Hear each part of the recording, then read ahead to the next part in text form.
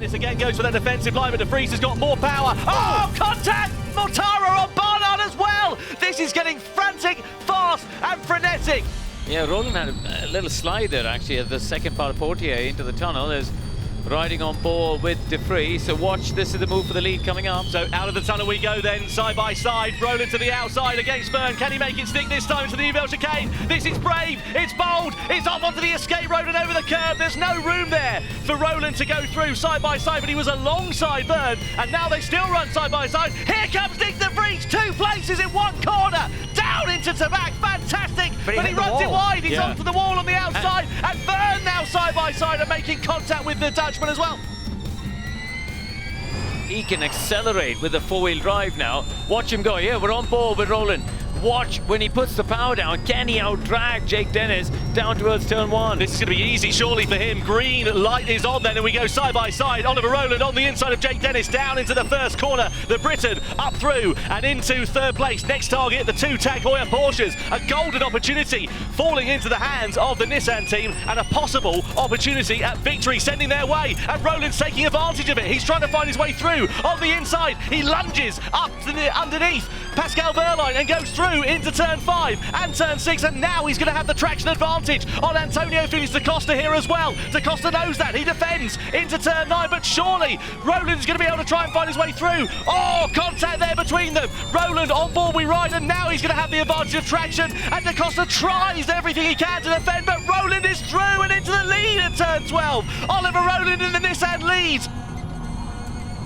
Well, let's see how Tictum can play this one. He'll know that he's got more energy. They'll be able to see that, but Barnard's ready to try and spoil the British drivers' party. He's going to have the inside line on the switchback, and Barnard goes through on Dan Tictum for 3rd place. Unbelievable move. Where did that come from? Around the outside.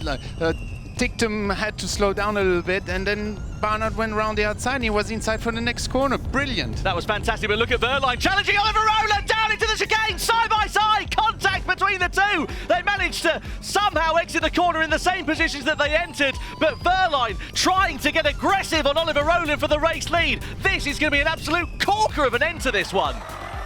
So here we are, turn 15. On the exit here, this is where we've seen some of the moves. Now you're coming up to the really difficult 16. Barnard again.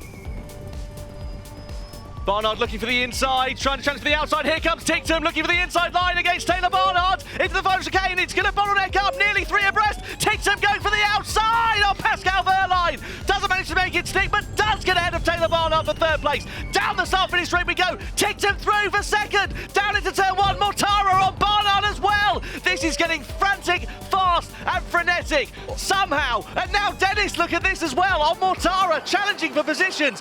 What a race this is turning out to be. It's Roland in front of Wehrlein. Tictum now through into 3rd. Dennis on the inside of Mortara. Carbon fibre crunched and damaged there, but Barnard's in the wall. Will we see a safety car or a full course yellow to neutralise this race? What amazing racing.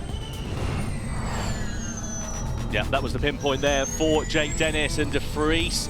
Now, of course, with 1:40's worth of attack mode remaining, so is De Vries going to try and get track position here against Jake Dennis? Well, you would imagine he would love to do so and lead this race. It's not particularly energy critical, we're expecting this one to be. Dennis is going to try and defend it, and an aggressive chop over down the start finish straight. De Vries forced to the outside line into turn 1. Dennis defends the lead.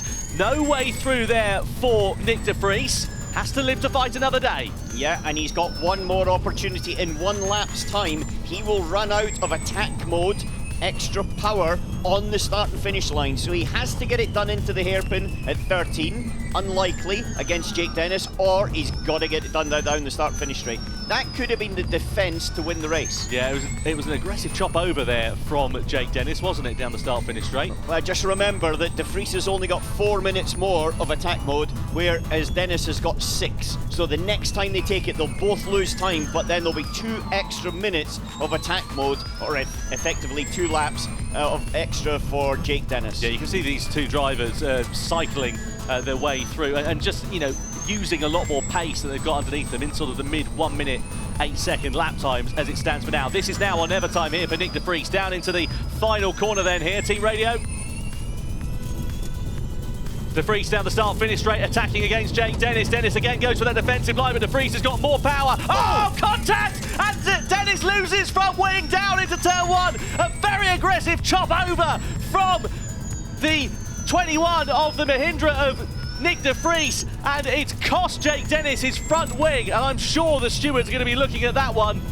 Yeah, they will, without doubt, on the start-finish straight. The other thing is there's bits of debris all over the start-finish straight now. So 3 kilometres, 1 lap to go here at Jeddah. Across the timeline we go. It's Roland versus Gunther for the race lead. Keep an eye out for Barnard as well. He's not out of the picture of this one. Team radio for Gunther. Roland is lifting early turn 1. Go now, Max. Let's go. You're the best on track.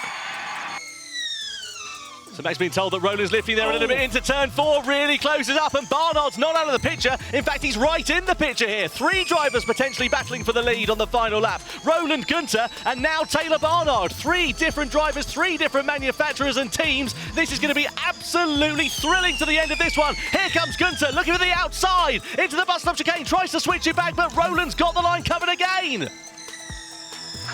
And we're taking any opportunities. Yeah, looks like Gunther a little bit not as good out of the bus stop. Energy is tight there for Roland. Look, he's going to recover some on the braking, but Gunther's got a little bit more in hand. Does he have the opportunity, though? Only 2 chicanes to go, Tom. This is absolutely critical there for Oliver Roland, so he's counting down the energy. Look at the graphic on the left-hand side of your screen, and this is going to be absolutely nose-to-tail action between 4 drivers for the victory in this run. Is Max Gunther going to go for the lunge on the outside against Oliver Roland? He does, and Gunther goes through and into the lead in the final couple of corners of this race. Out of it now, the DS Penske driver wins here in Jeddah. It's Max Gunther on top from Oliver Roland, Taylor Barnard and Nick de Vries. What a grandstand finish we've had here in Jeddah, and ultimately it was pole position for Gunther, and it's the race victory at the end of 31 laps. What a finish in Saudi Arabia.